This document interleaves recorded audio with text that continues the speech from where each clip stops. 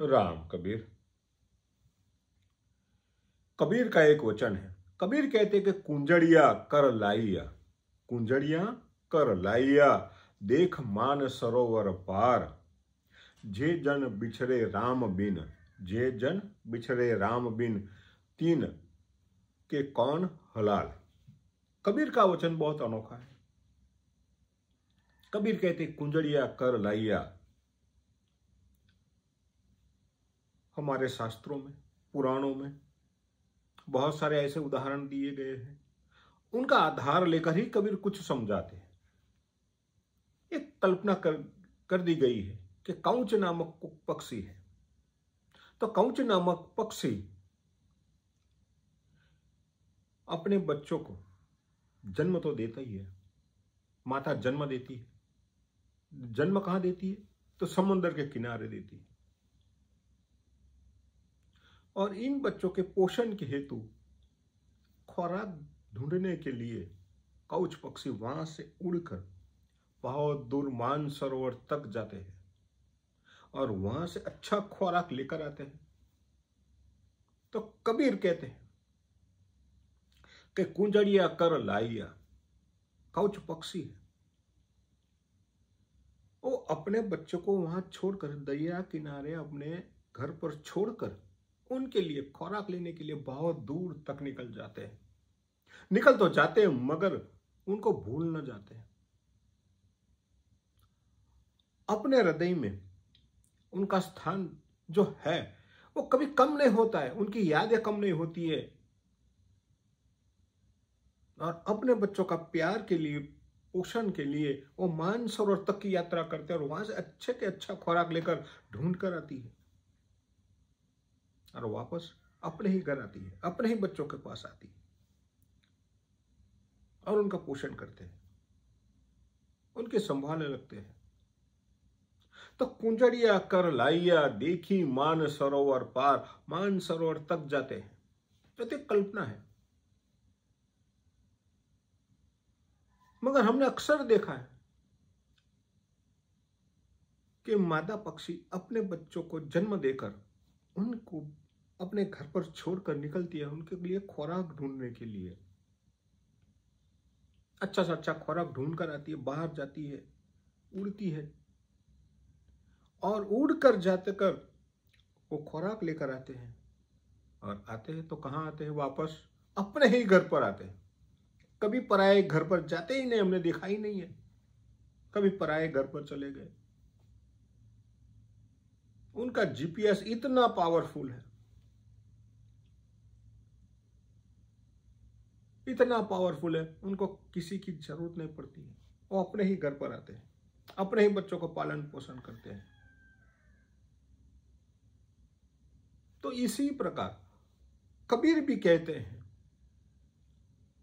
कि हमारे हृदय में परमात्मा के प्रति जो प्रेम भाव, आकर्षण का भाव जो रहना चाहिए, वो कैसे रहना चाहिए? तो कौच पक्षी का उदाहरण देकर हमें समझाते हैं कि एक पक्षी है जो अनपढ़ है, पोथी नहीं पढ़ी है, शास्त्र नहीं पढ़े है, ना विज्ञान पढ़ा है, ना उनके पास कोई जीपीएस है, कोई नक्शा नहीं है, मगर जिस डाल पर, जिस वृक्ष पर अपना वो मुकाम बनाती है, वही वृक्ष पर वापस आती है। वो चिड़िया वहीं वापस आती है। उनको पता है कि वहीं पर ही उनके बच्चे पैदा हुए हैं, उनके बच्चे वहां पर हैं। उनके लिए वो खाना लेने के लिए वो गई है तो उनका इंतजार करते हैं, उनके बच्चे इंतजार करते हैं। और उनको पता है। तो एक मनुष्य जो पढ़ा लिखा है, समझदार है, होशियार है, अपने आप को बहुत बड़ा मानता भी है, मानकर चलता भी है और इनमें कोई बुराई नहीं है, ना कि अभिमान भी हो। ये अभिमान करने की बात नहीं है। वो बात तो सही है कि दूसरे प्राणियों से हम भिन्न हैं, हम समझदार हैं और कुदरत ने जो कुछ दिया है सबसे अधिक हमें दिया है। इसीलिए तो हम जंगल से, पेड़ से उतरकर, जंगल से बाहर निकलकर हमने नगर बसाए। हमने कितनी सुविधाएं बसा ली। तो ये तो समझदार है, मगर समझदारी में हम परमात्मा को भूल गए, अपने कर्तव्य तक को भूल गए।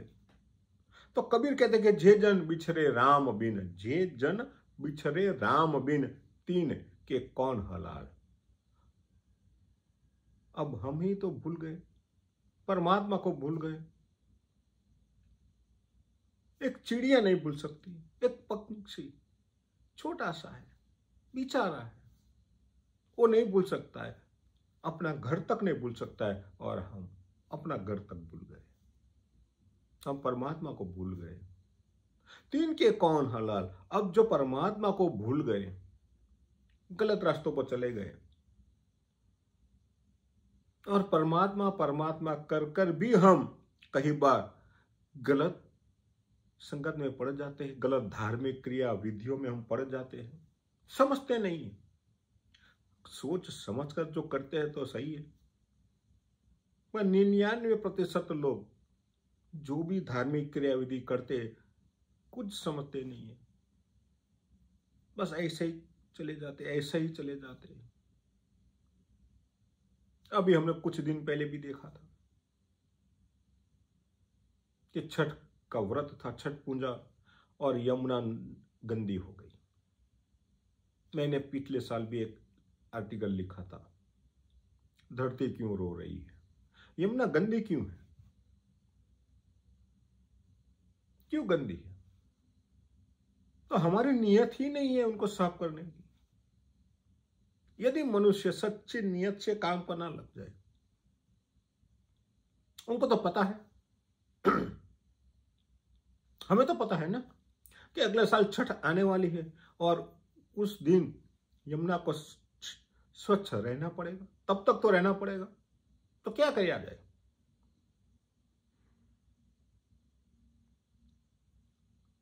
हम केवल अपना पापड़ सेकते हैं और कुछ काम नहीं करते। मीडिया वाले भी रोते हैं, एक दिन के लिए रोते हैं, खूब रोते हैं, लोग भी रोते हैं, पॉलिटिशियन भी रोते हैं। अभी छठ चली गई तो हमारा रोना धोना सब वो भी चला गया। अब कब शुरू होगा रोना? अगले साल। हम 1 साल तक इंतजार करेंगे, साफ हुई या न हुई, फिर देखेंगे नहीं साफ तो नहीं हुई, तो फिर रोना शुरू कर देंगे। तो यही बात है, कबीर को जो आपत्ति है तो वही आपत्ति है। कबीर यही तो समझाते हैं, बार बार समझाने की कोशिश करते हैं कि हम अपने कर्तव्य तक को भूल जाते हैं। पूजा करनी है, व्रत करना है, अपने सुख के लिए करना है, मगर कहां है वस्तु, कहीं ढूंढे कहीं किस विद आवे हाथ। यही कबीर का वचन है। तो वस्तु कहां है और किस प्रकार से हम ढूंढते हैं, उनका तो पता नहीं चलता है। अब उनका पता नहीं है तो कैसे वस्तु आएगी? जो चीज हमें चाहिए, जिसकी प्राप्ति करनी है, मगर वो कैसे मिले, उनके लिए हम सही रास्ता नहीं ढूंढते हैं, तो कैसे वो आएगी? हमने एडिसन आल्वा का उदाहरण मालूम। उन्होंने पहली बार इस दुनिया को बल्ब दिया था, बिजली से चलने वाला बल्ब। कहते 10,000 बार प्रयोग किया तभी वो बल्ब बना पाया। किसी ने पूछा कि 9,999 प्रयोग जो आपका निष्फल हुआ, विफल हुआ, इनका क्या? तो बहुत बढ़िया जवाब दिया कि नहीं, मैं निष्फल नहीं हुआ था, मगर मैंने ये ज्ञान प्राप्त कर लिया कि इस तरीके से बल्ब का निर्माण नहीं किया जा सकता है। बल्ब का निर्माण करना है तो यही तरीका है, बस जो ये सही तरीका था वो मैंने खोज निकाला। मैं विफल नहीं रहा, प्रयत्न मैंने किया। हमें परमात्मा को प्राप्त करना है, परमात्मा की प्राप्ति करनी है, तो हमें क्या करना चाहिए वो तो हमें पता होना चाहिए। प्रयत्न नहीं करते हैं, गलत प्रयत्न करते हैं तो करते रहिए, मगर सही प्रयत्न तक हमें पहुंचना भी पड़ेगा, और जो गलत है उनको छोड़ना भी पड़ेगा, एडिसन एक प्रयोग करके बैठा नहीं रहा कि भाई ये भी निष्फल हो गया तो बस इनको ही करते रहे, इनको ही नहीं, अलग अलग तरीका उन्होंने आजमाया, अपनाया, तब जाकर वो सही रास्ते पर पहुंच गया। हम जो पूंजा विधि में पढ़े हैं तो बिना सोचे समझे पड़े रहे हैं कि बस मिल जाएगा मिल जाएगा मिल जाएगा। हम खोजते नहीं, ढूंढते नहीं, और ढूंढते नहीं है, इसी कारण हम वही के वही रह जाते हैं। तो कैसे तीन के कौन हलाल, ऐसे लोग जो हैं अब इनके लिए जिम्मेदार कौन, इनकी क्या दशा होगी जो अपने कर्तव्य तक को भूल गए। तो आते रहिए, सुनते रहिए, और कबीर के संग जो हमें जाना है, खोजना है। एक पक्षी का उदाहरण लेकर कबीर समझाते हैं, तो हमें यही तो समझना है, इनसे क्या सीखना है वो सीखते रहिए, आते रहिए, और अपना जो मार्ग है प्रशस्त बनाते रहिए। अस्तु राम कबीर।